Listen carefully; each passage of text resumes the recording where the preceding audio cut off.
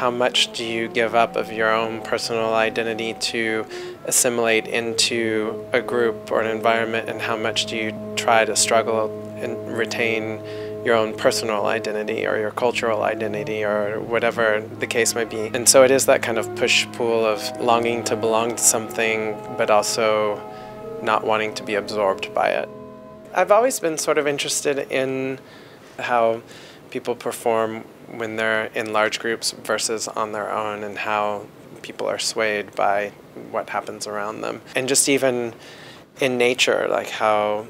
animals will flock together, and their behavior in a group versus as a solitary creature out in the woods is really interested to me, a sort of pack mentality. So I think that's something that's explored.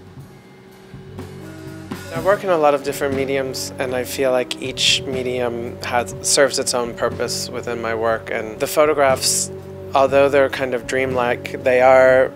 based in reality, and I feel like it's very difficult to absorb a photo or take it in if it's too far over into the realm of like fantasy, because then it becomes a little bit too sci-fi for me. So a lot of times I'll have ideas for things that I feel are better executed in drawing and painting, because there is this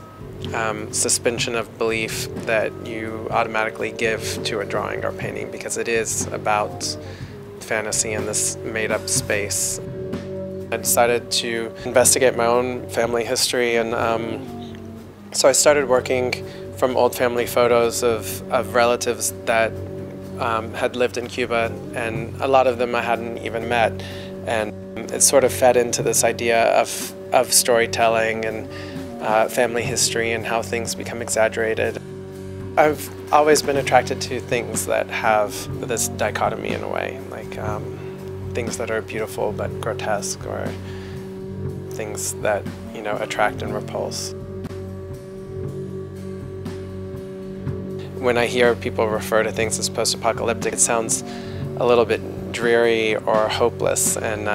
even in images where there's a lot of chaos and destruction, to me they seem very energized and kind of beautiful because of the chaos, and I don't think of them as being the end of anything.